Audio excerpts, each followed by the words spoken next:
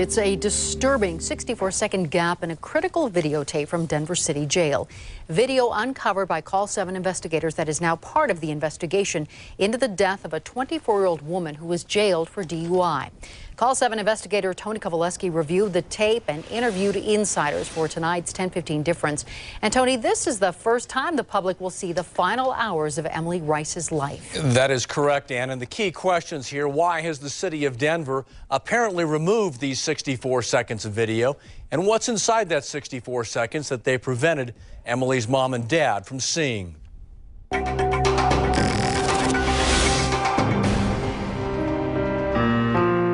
She was an absolute delight.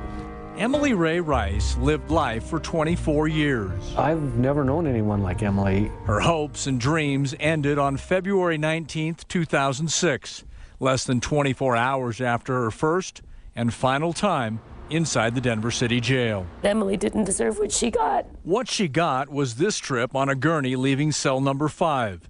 Cause of death, internal bleeding, injuries from the car crash. Apparently never identified by doctors and nurses when Emily was examined at Denver Health before she was booked at the jail. Apparently never discovered during her 21 hours behind bars. This is murder in the family's opinion. I don't care how they look at it. It's not a mistake. It's not a mistake. The family's question and the foundation of this lawsuit: what happened during the 24 hours before Emily's death? This exclusive video copy obtained by 7 News offers insight into Emily's final day. Is this the first time you've seen this video? Yes, it is. The video includes Emily arriving at the jail at 10:50 a.m. It includes her elevator ride. It includes her getting searched by deputies. But now watch what it doesn't include. Here comes the critical time. Countdown: 26, 27, 28, 29, goes to black. A minute and 4 seconds later, your daughter's on the floor. The video has a 64-second gap. Watch the time counter in the right-hand corner and watch Emily. At 15, 18, 24, Emily is standing against the wall. 5 seconds later, the video goes to black. And at 15, 19, 33, the video returns. In the 64 missing seconds, Emily is now on the ground. Sheriff's deputies standing, watching, apparently doing nothing. 15 hours later, Emily died. The missing part tells you that something went on that they don't want us to know about. In your mind, what happened during that minute and 4 seconds? I don't know. I'm afraid to know.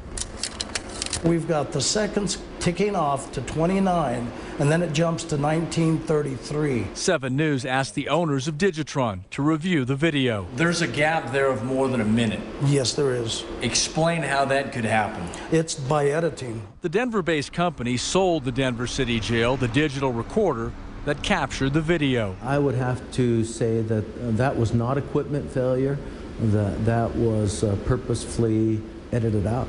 Nearly 2 years since her death, her family still wants to know why doctors, deputies, and nurses never identified the internal injuries that caused her death.